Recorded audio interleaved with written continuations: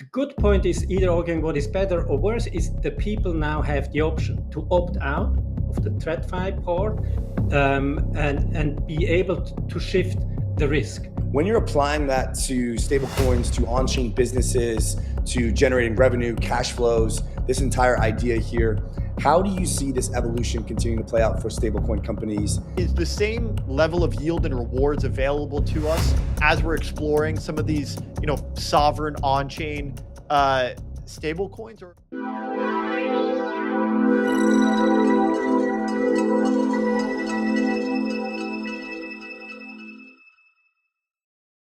Welcome back to another episode of Stabled Up, our premier weekly show covering the ins and outs of digital dollars, stablecoins, and the future of decentralized finance. The show is made possible by Frax, and Frax is powering the financial engine of the internet, powering FRX USD and Genius compliant stablecoins. This is the stablecoin super cycle made possible by Frax. Now enjoy Stabled Up, our weekly stablecoin show.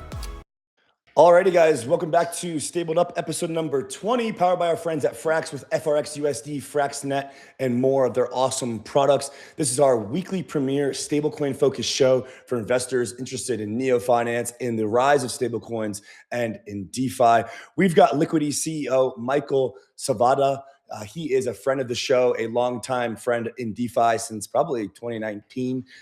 We were all on Liquity back then. They have been very resilient and strong with LUSD, now Bold, and their CDP mechanism, which has been around for some time. Michael, welcome to the show, man. Good to have you. Thank you, Andy and Robbie. Nice to be back. Absolutely, man. Since 2019, things have changed a lot. Stablecoins in particular have really, just taken the entire market and brought it with it. I'm just curious as far as like maybe the top, just tell us a little bit about, what it was like back in 2019 and give us a bit of the chronology. Like tell us a little bit about the story about ultimately how we got, from 2019 to stable coins in 2026. Yeah, I mean, Maker was really the pioneer, to pioneer a stablecoin on chain, and then Robert, who founded Liquity, saw Maker, was fascinated, and just said, "Hey, I think I can do a stablecoin without governance, without interest rates, and with higher loan to value." So he created that. That was the version 1, the LUSD, back in the days, had 5 billion in TVL. And then all started. Then we said all kinds of experiments, also algorithmic stable coins, everything went crazy. And now I think we see again the consolidation. First, we saw then really this adoption. I mean, stable coins being the DeFi killer use case. And I think now we're entering stage a bit of consolidation. And consolidation, I think, in two parts, in the consolidation of the model.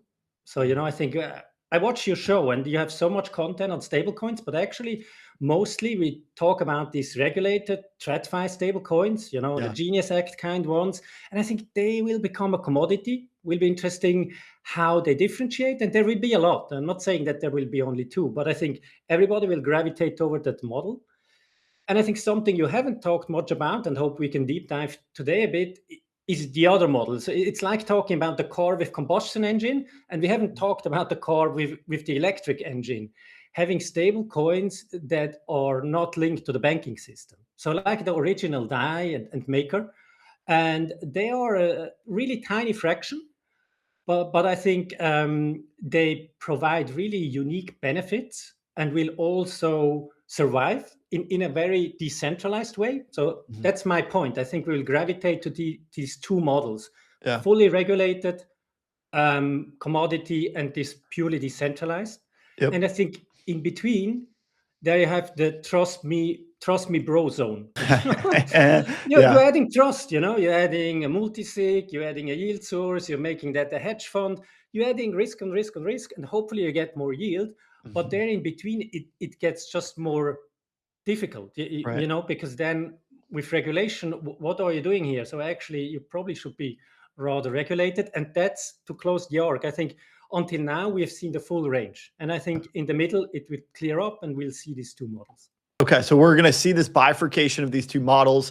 On one hand, I think everyone, because you're right, we've talked about it a lot on this show, this genius compliant, fully reserved, regulated model. You can think the circles and eventually the tethers will probably get genius compliant. FRX USD at Frax is also in that regulated bunch. On the other side, I think if we think back before there was a Genius Act, it was DAI, and it was the decentralized stable coins that we were very accustomed to. But if you look at Maker, they've gone from DAI to more focus on SUSD, right, with Sky. So give us the bull thesis, because combustion to digital or electric feels like an upgrade. What is the benefit of an unregulated but fully decentralized on-chain stablecoin?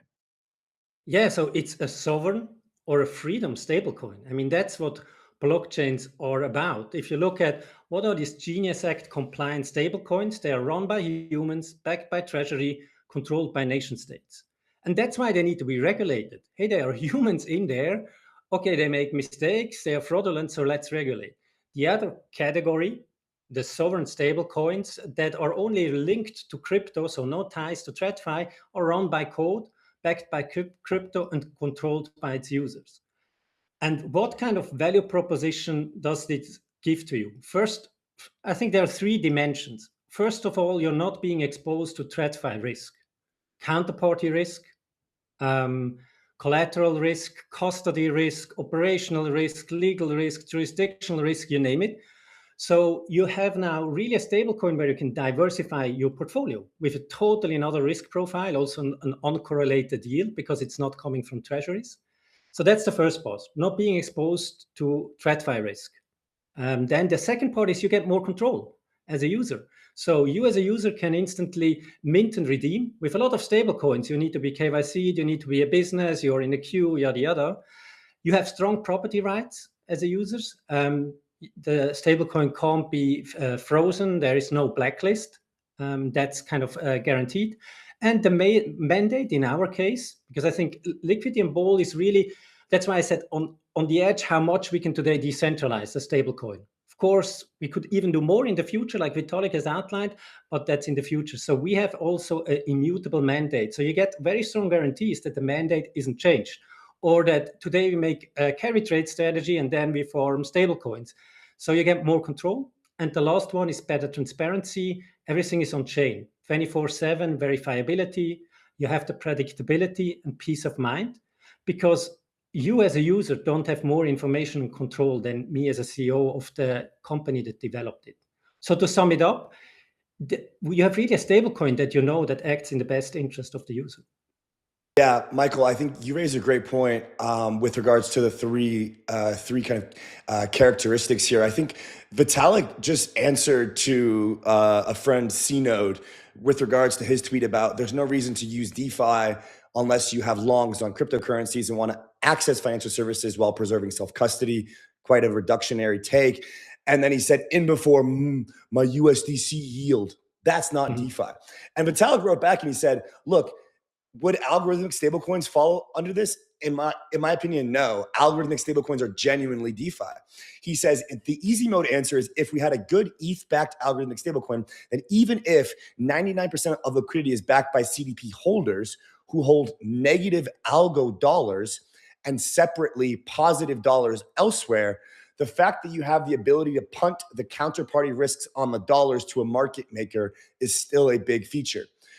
The hard mode answer is even if an algorithmic stablecoin is backed by RWAs, if it is over collateralized and diversified to the extent that it would still be collateralized if any single RWA failed, i.e. if a max share of any individual backing asset is less than the over collateralization ratio, so it's properly balanced, then that's still a meaningful improvement to the risk properties experienced by a holder. He goes on to say that basically putting USDC into Aave gadgets do not qualify under either of my categories. And then you had Stani respond, put SGO into Aave as the right fit. And, people start to show their bags in there and stuff. But talk to us about kind of this, like what is your initial reaction to this from Vitalik and C-Node's USDC yield not being DeFi and this suggestion of kind of RWA collateralized algorithmic stables or general ETH-backed algorithmic stablecoins? I know this kind of flows into your Bold product that you have, probably trying to answer this question. What is your reaction to Vitalik's take here? I mean, in general, I think my point is it's great that we have the options. I also really like Genius Act stablecoins. A PayPal dollar is such a great product because it's much better than your bank deposit. It gives you much stronger guarantee. But what these traditional stablecoins add, which are actually a government market money fund, is DeFi also leverages them, gives them new rails. They have now digital rails, so they are more accessible, and you have the modularity, which is also great, and you can also add then RWAs, you can add transparency. So the whole blockchain layer can add more stuff to it. And I think on the end where Liquity is, I think we are taking to the full extreme as far as we can go to create an Ethereum dollar, which I think Ethereum is a freedom technology. So kind of how can we give as much freedom as possible to stablecoin holders? I think that's then Liquity and Bold. And I think the good point is either arguing what is better or worse is the people now have the option to opt out of the TradFi part and be able to shift the risk. So I think that's really the advantage. And rather than picking on each other, we should just make sure we have these two options. And honestly, the Ethereum dollars, I mean, there are other projects like Curve and others that it's just a too small fraction of the market. So rather, we should really make sure these options are there when we need it. Because again, kind of is a sovereign dollar, but that's not a company coming and delivering that to you. So it's also a bit, freedom always comes with responsibility. And also for the risks, I'm not saying they're risk-free. They have technical risk, they have Oracle risk. So that's why you also need users that use it. But I think the cool part is, and I think that was initially why I get in touch with you. I think it was really cool to see Blue Chip that rates the stablecoins. So Bold was the only one rated A or A minus, but the only one without counterparty risk, playing in the TradFi angle. But again, that makes it great that we say we have two options. Both can be safe depending on what you would like to trust, rather humans and regulation or rather code. And they provide you now options. So you personally believe that Ethereum and LST-backed stables are the more resilient path long-term then?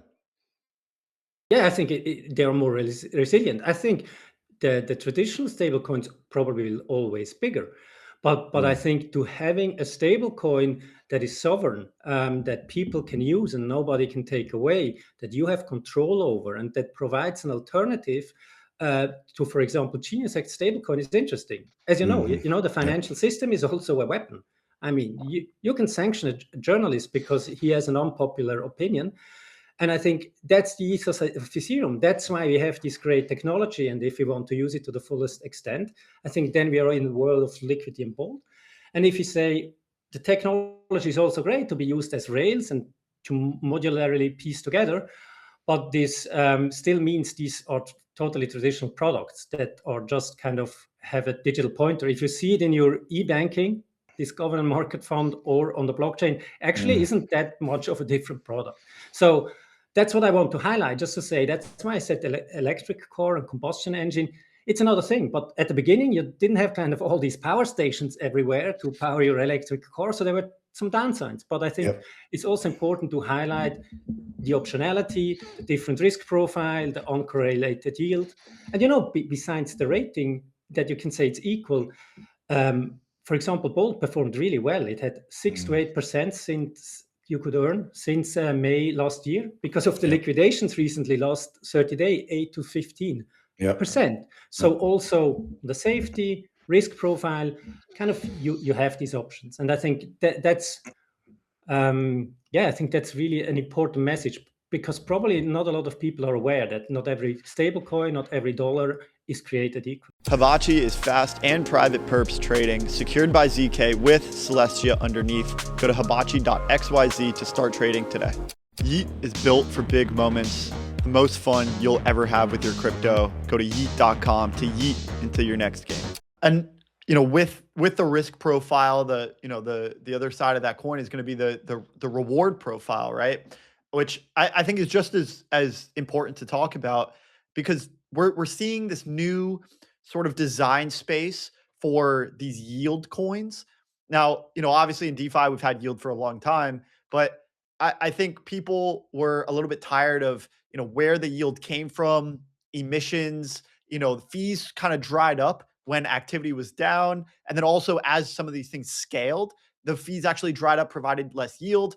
The traditional Fed and money market rates have something to do with this as well. And so what we're seeing now is this cohort of teams that are going into kind of exogenous yield sources, like the USDAIs of the world, the daylights are going into AI. They're providing credit. They're taking that credit. They're giving the interest, and taking it back to shareholders.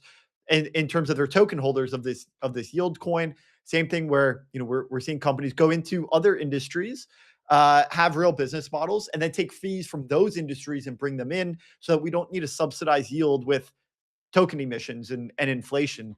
And so when we're looking at the risk profile, I think you explained it extremely well.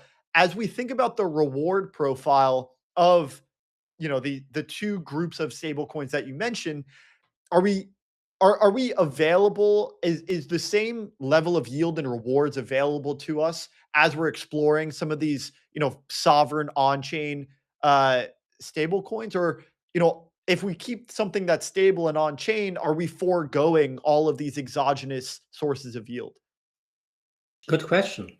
Why do they need to be exogenous? If we have our sovereign stablecoins, why can't we have our own DeFi rate? So I can explain you how Bold works and where the fees are coming from. Sure. So as a borrower, you can deposit your collateral ETH and mint the stablecoin, and you pay a borrowing fee. So there you have the borrower, and who's the creditor? Okay, you could say the protocol. The protocol just mints the stablecoin, but actually then the stablecoin holder who buys the stablecoin is the creditor. So what you created is a market. So what Liquity creates is this market. And actually it's peer-to-peer finance.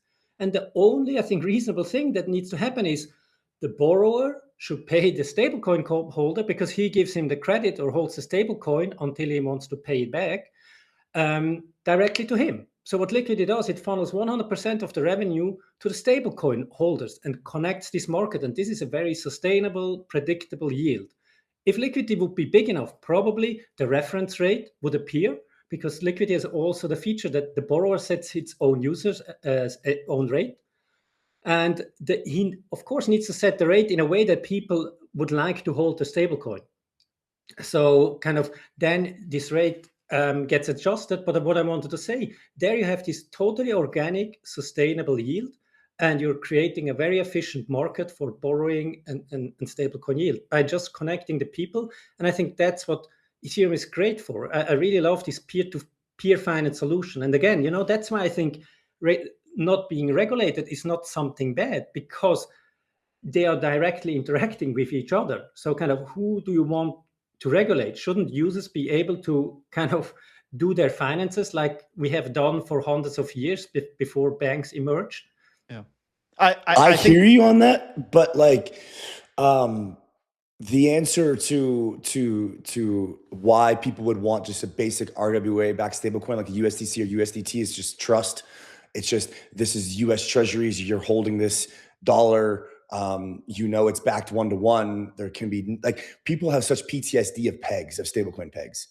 You know what I mean? Yeah, and I understand it. And I'm not saying anything against these Genius Act compliant stablecoins. Like, for example, the Paxos setup is great.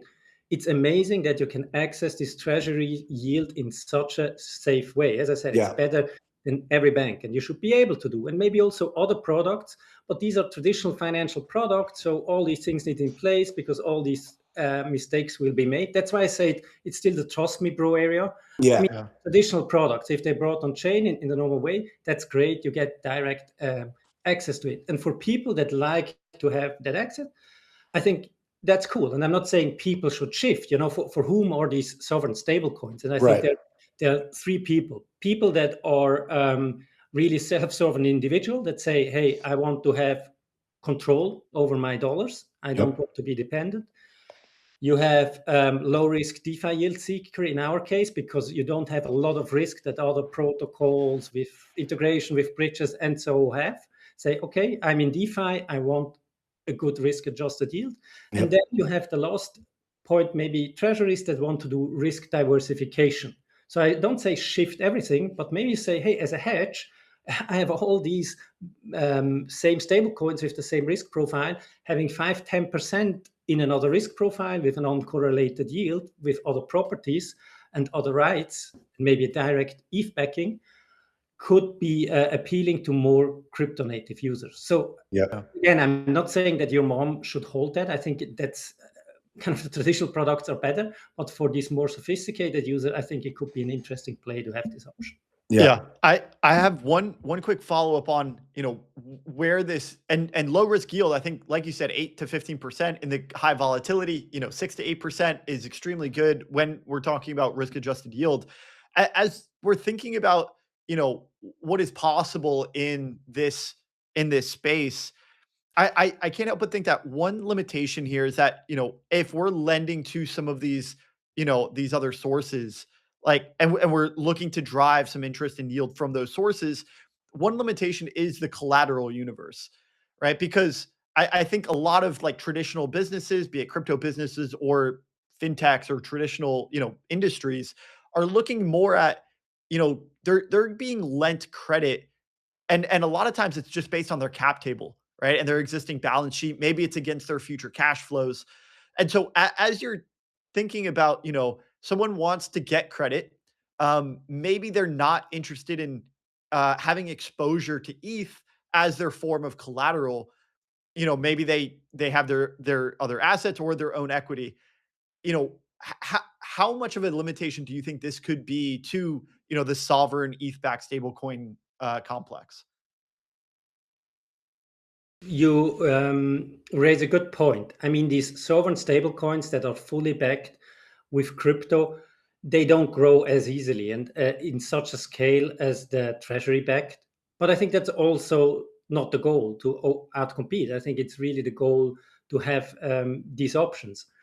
And of course, you can also introduce like private credit stuff. I mean, these things are all done or hopefully well understood, but need to be managed well. There, sometimes I have my questions mark, because now you have just kind of some people doing traditional business where you just need to understand the risk and manage that properly. I think that's a bit difficult, but if it's managed well, yeah, then it's great. Because again, if you bring it on chain, you have the access, you have the composability of these assets, which I think is a great feature.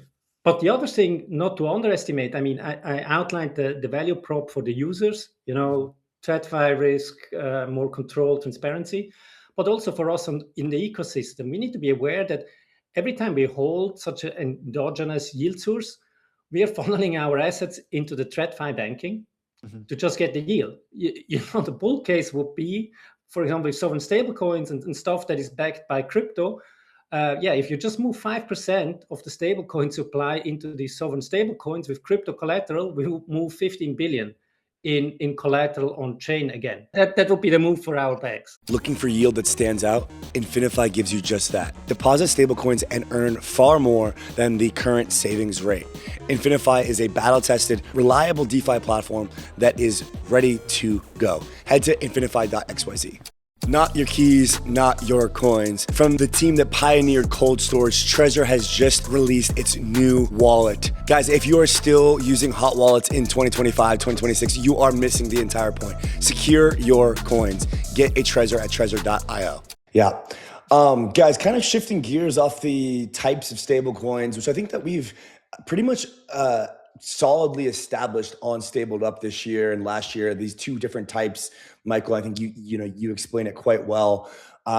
We've also just seen a really big boom in stablecoin B2B payments. So thinking about things from the state of Q1 2026 and stablecoins, in January, stablecoin transaction volume, according to Artemis, actually surpassed $10 trillion.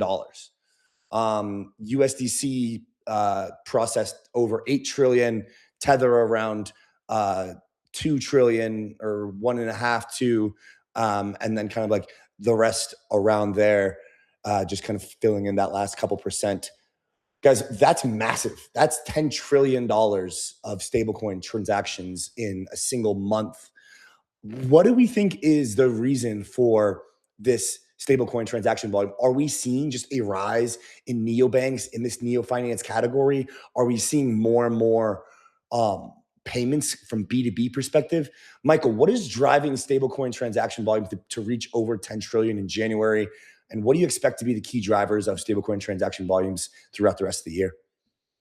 I think it's a very tricky question, already understanding what happened in 24 and 25, because you only see part of it. I think until now, stablecoins were mostly used in the background, to move money between exchanges, market maker, really, and a bit an OTC stuff. If you see how much is settled still on Tron, so kind of sometimes I feel we just think we are the main users just moving this money in and out of Coinbase or so. And I think that's not the case yet. It has driven a lot of volume. What I expect, because now a lot of players have the infrastructure in place. For a long time, these players didn't have the infrastructure to receive stable coins and send it.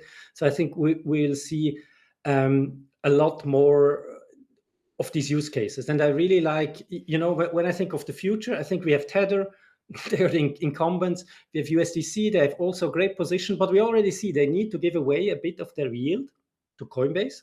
And then I think you talked also to Bridge and Stripe. I really like that model. That's what I say, stablecoins are a commodity, and then they give away the yield. So I think, and it's really difficult to say what kind of business model will be possible if people can get the yield. And it's about distribution. We see it with Hyperliquid that gives some of the distribution back. And then you have these players that have huge distribution bases. But then the question is, how will they form it? Maybe, we will see a comeback of the consortia chains, just like we saw Base had just because with its customers such a big base, but everybody doing its chain, it's different. So the next thing would be that big players with big distribution could go together.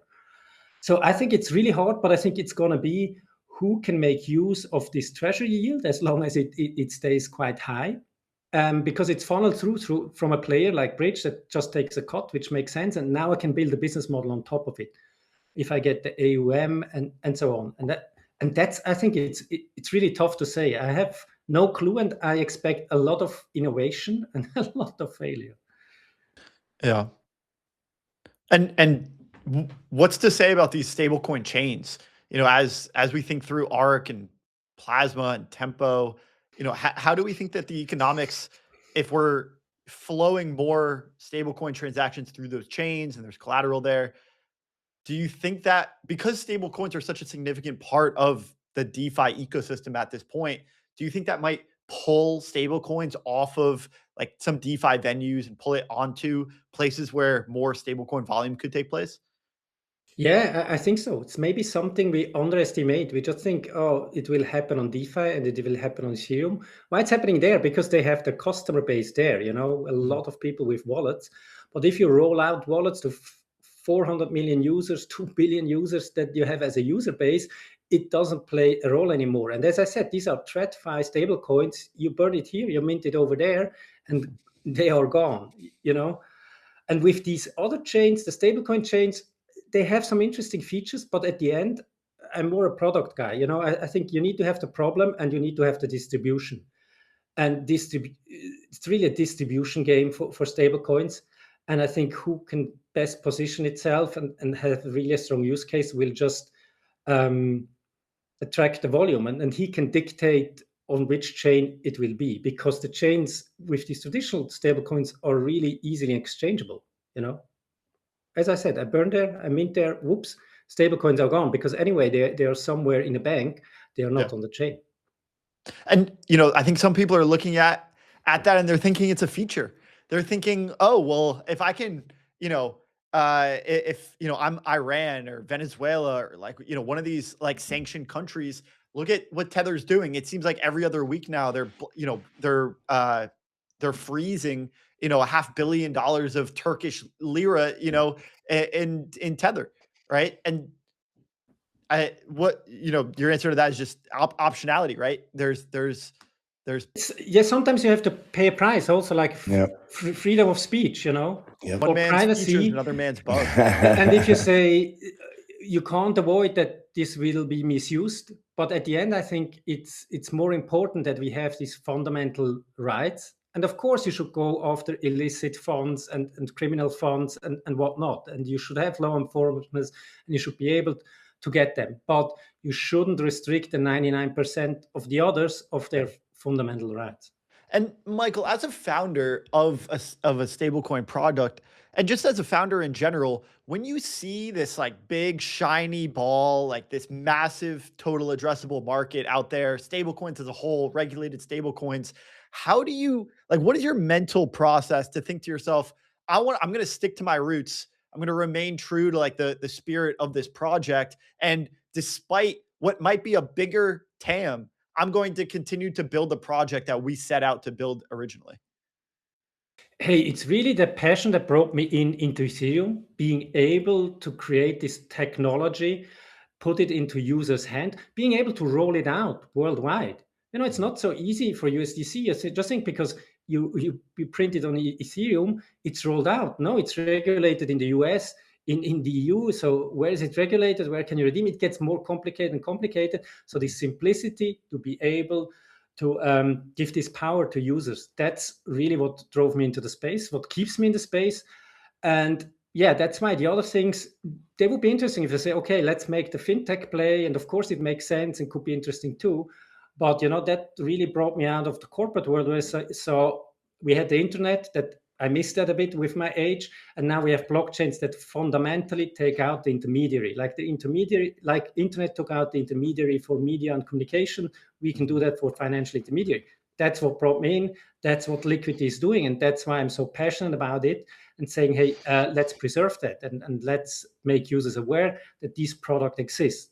Not forcing it on anybody, but just realizing that that's maybe something different. And for some people, it has advantages, or for some people that don't trust certain systems or don't have the privilege to live in certain systems, these can be valuable tools.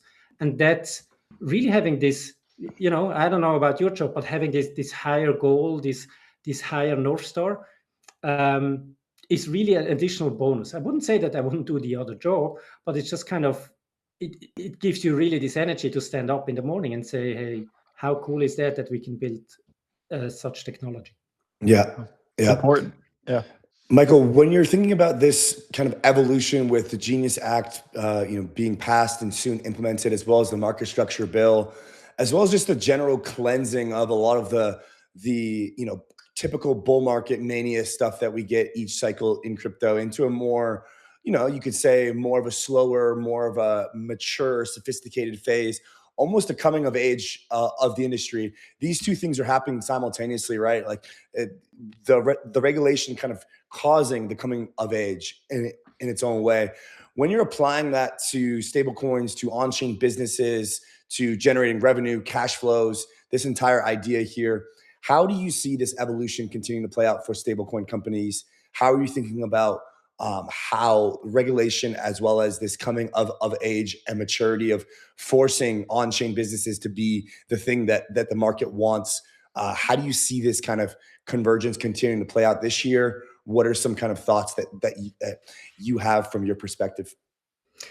I mean, what I like from the US, that they make the regulation better than the EU, which is prohibitive, which honestly also made the stable coins less secure. They need to hold more bank deposits. So I'm sorry, you also need to be aware, regulation is not always to protect the customer. Also the Clarity Act, it's about how do you distribute the interest. What's here in the customer interest? It's in the bank interest, but it's fine. Half of it's kind of regulation to clarify things, but just to outline, hey, this is also a mode, and here it's also kind of protecting the incumbents. So this will happen, but I think it's good. I think it's good that we have these super sound stable coins we can use, that we have the clarity, that we also see now these players coming in. So we'll see that more and more, that kind of the traditional stuff is allowed on chain and taking advantage of it. And I think it will take a long time. And we we underestimate how long it will take, because it's not just tokenizing something and then everything will be easier and you have a business case. These things live all still in the old system. So once we have clarity and we can bring these things natively, if the blockchain is like the primary ledger and not the banking system, then we'll see a lot of advantages. So I see that coming. It will take longer. I think it makes a lot of sense. It will clear up this gray area we have, I think, which is in the benefit of all. But the fear I have is exactly that, the things like electric cars, the people say, no, that's dangerous and we should disallow it, or, oh, they are self-driving. We're a self-driving credit facility that people say that's very dangerous, and kind of restrict this peer-to-peer finance area. And just because you want to regulate everything. And I think that's my biggest fear, that people don't understand it, just see it as a danger or afraid of it, and that we lose the niche we have and the freedom we have in DeFi. But that's not only the regulatory kind of issue or fault. I think we also, as an industry, need to have higher standards, from like a self-disclosure practice, and just say, hey, we're doing that in our best interest, and we're a good example. And this technology in that way should have its merits, and people should be able to build and use it freely outside of a regulated perimeter, or just in a different regulation, like product regulation. Okay, you look, is that product safe? Is the security good? But not, do we need an intermediary to regulate if there is no intermediary? Yeah, man. I mean, I think this entire new era of crypto, like what's happening is we're testing the bounds of the censorship resistance, the libertarianism, the immutability properties, all of these, while converging deeply with the legacy finance world. And there's some line that is being walked right now where there's adoption, institutional interest, allocation into the market, while also not foregoing what we've kind of came here to build. And I think that line tends to swing in both directions as different events unfold and as different market kind of transitions happen. But it does seem like right now it's a necessary evil to collaborate and to build with these large scale firms in order to get to the next phase. Like, for example, like having the ability to trade, tokenized equities on chain is like a really nice thing to do, because it then is like the step to getting people to then come on chain to trade their equities 24/7. It's like having these, stable coins that are backed by USDT, by treasuries, et cetera. This is like perhaps the step to get us to where you want to be in the future, right? And so it's kind of hard to get excited about this middle ground, because it's like, we didn't really come here to tokenize dollars and stocks and call it like an industry. We came here to create new asset class and to create a new financial system. But it's very clear to me that there's this intermediate step happening right now, which is of the utmost importance, which is like basically doing the tokenization of a lot of off-chain assets, as well as like facilitating a lot of that kind of gray line or gray area in between, legacy finance and DeFi. And so, Michael, I feel like that's where we're at right now as an industry. And I feel like it's up to the activists to continue to, push forward their agenda. And I think the institutions are going to be pushing their agenda. It's almost like a David versus Goliath. And there's a new arena. As you said, it's an evolution. And honestly, I think it's great also that traditional players are coming in, because the evolution is, we had banking. No, you had just your bank, and then you were kind of captured in your bank. And then we had open banking. Oh, suddenly you could access, fintechs could access your bank. Mm-hmm. And now we will have open finance on this ledger, and being able to piece all these things together. And I think this in its own will be really great. And we are just at the beginning. Yeah. So really excited about it. And stable coins are the wedge and the Trojan horse. Michael, man, really appreciate you coming on. It's a pleasure. I mean, you've been building since 2019, and so we should do this a little bit more often than every 5 years. Yeah, sure. Happy to do that. Hey, it was great to meet you. Thanks, Michael. Again. We'll see you next time, man. Good to see you guys. And thanks, guys, for being part of episode 20 of Stabled Up, presented by our friends at Frax.